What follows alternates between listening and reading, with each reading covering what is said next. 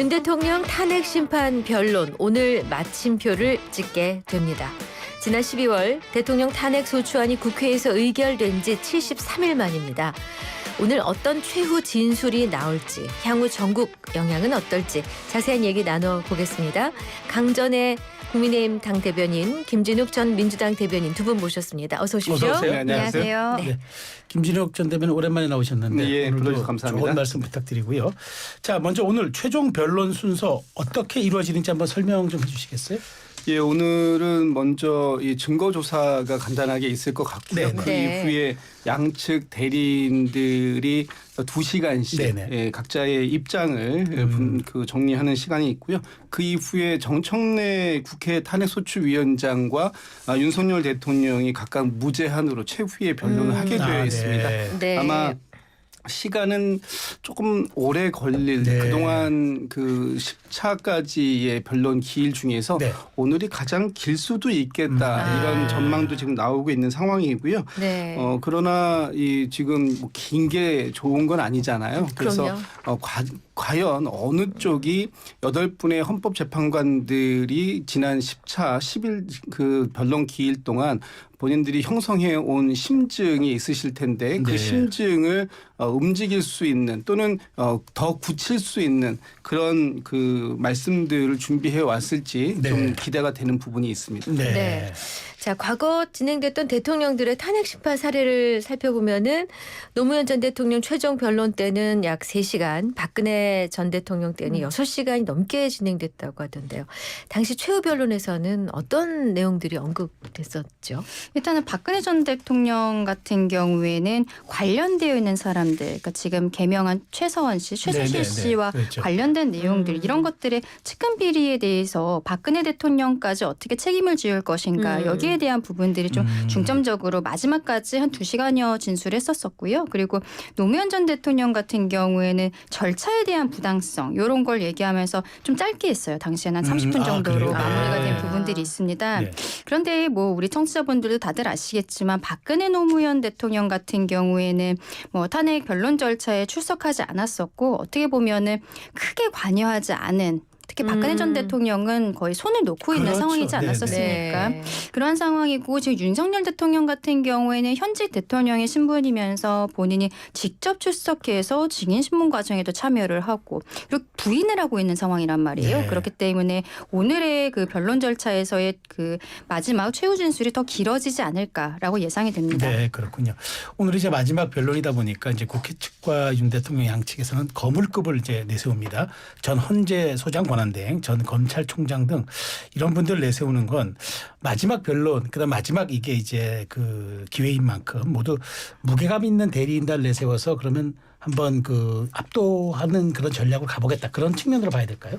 뭐 그런 의도가 없지는 않을 겁니다. 그러나 그런 의도가 설령 있다 하더라도 네.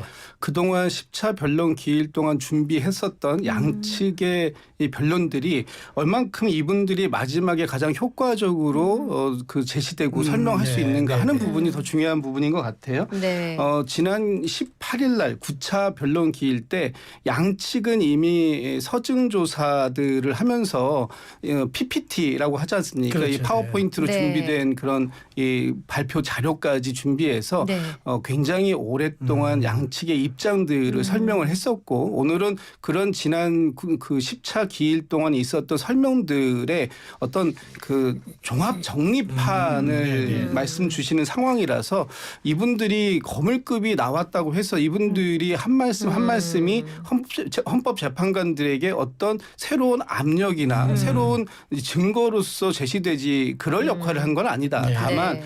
본인들이 준비했던 이 변론의 무게감을 조금 더 실어주는 그런 역할들을 이분들이 하실 수 있을 것이다 이렇게 보는데요. 네. 제가 볼 때는 이미 10차 변론 기일 동안에 상당히 많은 이 증거들이 제시되었고 또 16명의 증인들이 출석해서 상당히 많은 내용들이 이미 헌법재판관들의 어떤 이 심증을 갖게 하는데 큰 영향들을 이미 미쳤을 것이다. 그래서 오늘 하고 있는 변론의 마지막 최종 진술에 대해서는 그렇게 크게 역할이 있을 것 같지는 않다. 이런 뭐 네네. 생각도 좀 듭니다. 예. 네, 국회 측이나 대통령 측이나 변호인들이 10명이 넘는 상황이거든요. 그렇다면 네. 최종 변론에 있어서는 판사 측에서 뭐를 추가적으로 질문한다든지 이런 것들은 잘 없습니다. 지금까지 있었던 내용들 그리고 조금 더 강조하고 싶은 내용들에 대해서 종합적으로 변론을 이야기하는 것이기 때문에 김준우 대변인 말씀하신 것처럼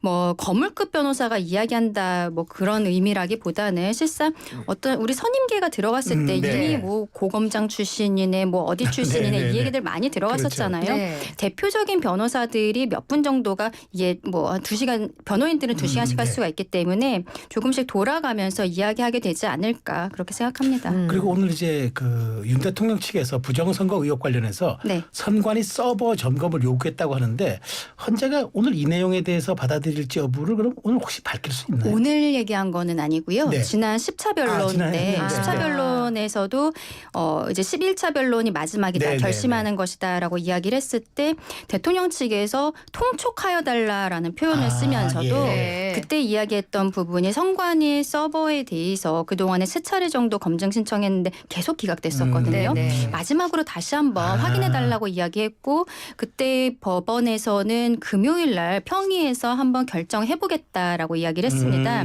평의 내용을 바로 이야기를 하진 않기 때문에 오늘 이 부분에 대해서는 이야기를 하게 될 거예요. 왜냐하면 오늘 선고기일이 정해질지까지 모르겠습니다만 네네. 만약에 선관위 서버 검증 신청을 하지 않는다면 우리가 뭐 예상했던 대로의 시간만큼 그 결과가 나올 것이지만 선관위 서버 검증을 받아들이게 된다면 검증이 하루 이틀이 되는 건 아니거든요. 네네. 그렇다면은 이 결정을 하게 되는 날짜가 조금 더 미뤄질 수가 있잖아요. 아, 그리고 네. 결심하기 전에 모든 절차를 끝내야 됩니다. 그래서 신청한 부분에 대해서 논의해보겠다, 평의해보겠다라고 이야기했기 때문에 대통령의 탄핵 심판 결과가 언제 나올지 우리가 예상한 것처럼 3월 중순쯤 나올지 혹은 조금 더 늦어질지에 대해서는 이 검증 신청이 좀 중요하게 작용하지 않을까. 그리고 오늘 거기에 대해서 헌재에서 이야기할 것으로 생각합니다. 네.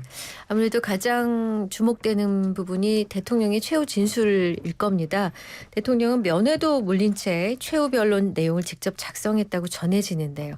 어떤 내용이 담길까? 두 분의 예상을 듣고 싶습니다. 저는 뭐 대통령께서 어떤 말씀을 하실까를 예측하는 것보다는 이런 얘기가 좀 꼭 좀 들어갔으면 좋겠다. 이런 바람, 희망사항. 네. 그런 좀 말씀을 좀 드려야 될 것 네. 같아요. 어차피 대통령께서 말씀하시는 가장 주요한 요지는 본인이 왜 12.3 비상계엄을 발동할 수밖에 없었을까 하는 부분. 네. 그다음에 12.3 비상계엄이 헌법적 권한 내에서 적법하게 이루어졌다. 뭐 이런 부분들을 말씀하지 않겠습니까? 네. 그러나 그 지금 그런 부분들이 적법하게 이루어졌다면 뭐 10명이 넘는 군 장성들이 현재 구속 기소되어서 재판에 넘겨지고 있는 이런 상황들 또는 윤석열 대통령 본인 스스로가 지금 구속되어 있는 이런 상황들은 없었을 것이다. 그렇다면 지난 12.3 비상계엄으로부터 지금 이제 2달이 넘는 시간이 지났는데 지금에 이르기까지 대한민국의 사회에 얼마나 큰 혼란과 또 영향을 주었는가 부정적 영향을 주었는가 하는 부분에 대해서 진솔한 좀 반성이 들어가야 된다라는 게 첫 번째고요. 네. 두 번째는 지금 뭐 윤석열 대통령 측의 변호인단에서는 이 헌법 그 재판소의 설령 인용 결정이 나온다 하더라도 이 부분에 대해서 뭐 받아들이겠다라는 표현이 나오긴 합니다만 네. 대통령이 직접 스스로 헌법재판소의 결과를 받아들이겠다, 수용하겠다 하는 말씀은 아직까지 한 번도 나온 적이 없어요. 네.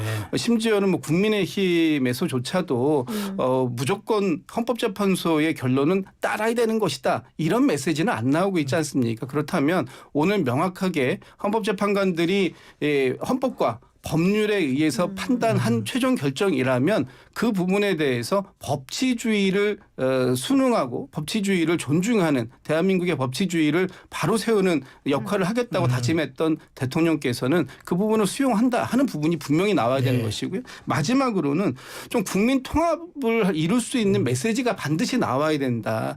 지금 윤석열 대통령에 대한 이 탄핵을 찬성하는 측과 반대하는 측이 매주 주말마다 전국에서 어떤 집회가 이루어지고 있고 그 집회에서 상대를 악마화하거나 상대를 비판하는 그런 메시지들이 굉장히 많이 나왔습니다. 그런 것들이 윤석열 대통령이 그 정부 출범하면서 국민 통합을 이루겠다. 그래서 국민통합위원회까지 만들었던 대통령이라면 이런 부분들에 대해서는 굉장히 가슴 아프게 생각해야 된다. 그리고 본인으로 인해서 국론이 분열되고 있는 상황이라면 이 분열된 국론을 다시 하나로 끌어모을 수 있는 그런 역할에 나도 동의한다라는 말씀을 좀 해주셔야 되지 않을까 네, 싶습니다. 그러니까 반성과 그다음에 수용 그리고 국민 통합 메시지가 나와야 된다라는 말씀 주셨고요. 강전혜 그렇죠. 지금 많은 분들께서 대통령이 이번 탄핵 심판 결과에 대해서 받아들일 것인가, 그동안의 절차에 대해서 문제 제기하는 것이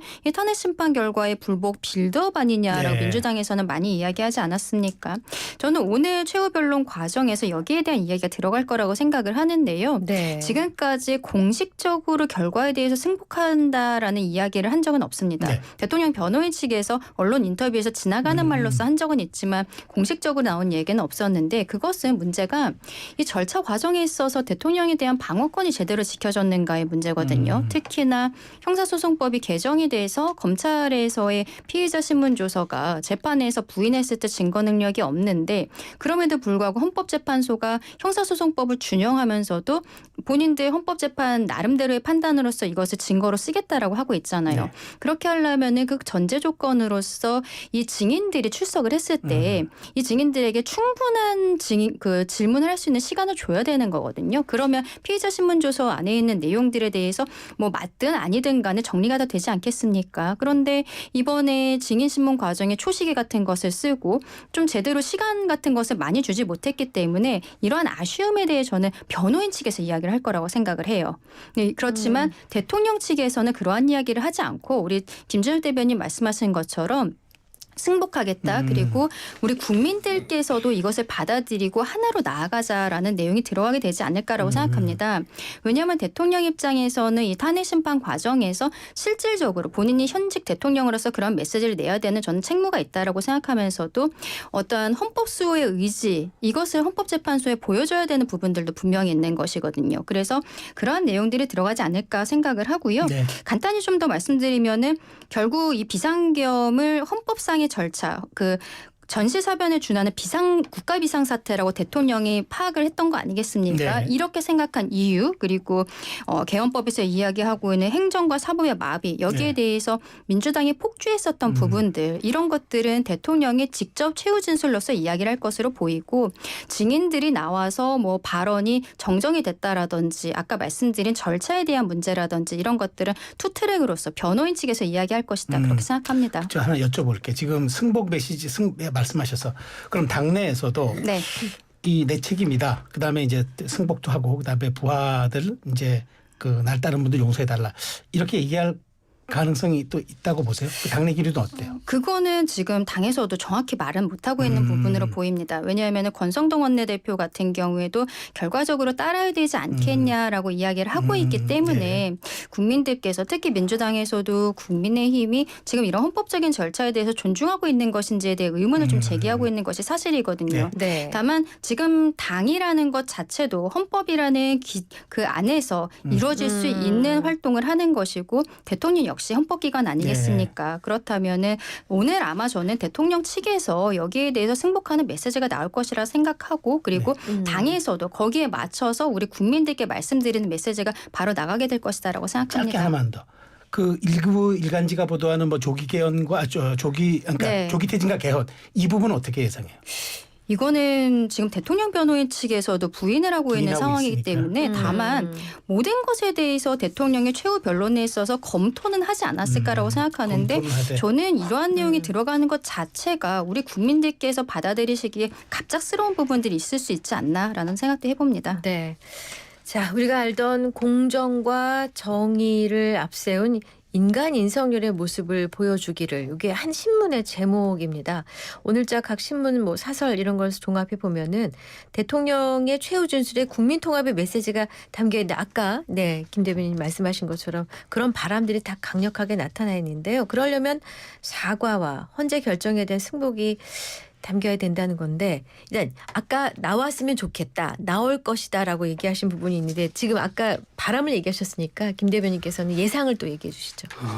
이제 예상하기는 좀 쉽지는 않습니다만 네. 저는 뭐 비슷하게 정도는 말씀을 하실 것 같긴 해요. 것 같아요. 예, 왜냐하면 이제 아까 그 우리 강 대변인께서 말씀 주셨습니다만 지금 헌법재판관들이 가장 중요하게 바라보는 관점은 뭐냐하면 이번 12.3 비상계엄이 위헌적이었느냐 위법적이었느냐 그리고 그걸 진행하는 과정 속에서 윤석열 대통령이 헌법 수호 의지가 있었느냐 이 부분 아니겠습니까? 그렇다면 지금 윤석열 대통령이 헌법재판관들에게 보여줘야 하는 모습도 그런 측면에 포커스가 맞춰질 것이다. 그렇다면 뭐 사과를 비슷하게 국민 여러분들께 예전에 뭐 담화에서도 짧게 말씀 주신 게 있으니까 넣고 그다음에 뭐 헌재의 결정에 대해서 대놓고 불복하겠다라고 얘기를 하게 되면 헌법재판관들께서 헌법 수호의 의지가 없다라고 바로 네. 생각하실 거기 때문에 아마 비슷한 말씀을 하실 겁니다. 그러나 그 말씀을 하시는 게 중요한 게 아니고 그 말씀의 진정성을 담보하는 것이 중요하고 그 말씀의 진정성을 담보하는 방식으로는 네. 아마도 그 지금 윤석열 대통령의 탄핵을 찬성하는 쪽 말고 반대하는 쪽에 대해서 좀 더 센 메시지가 나와줘야 된다. 그렇지 않으면 대통령이 하시는 말씀은 그냥 수사에 불과하다라고 볼 수도 있다. 네네. 대통령께서 책임을 회피하지는 않을 것이다 네. 생각하는 게 비상계엄 초기부터 본인이 대국민 담화를 통해서 법적 정치적 책임에 대해 회피하지 않겠다라고 네. 이야기를 하셨거든요. 네. 그리고 그 자세를 저는 견지하셨다라고 보기 때문에 오늘 최후 진술에도 그런 내용이 들어갈 것이라 생각합니다. 알겠습니다.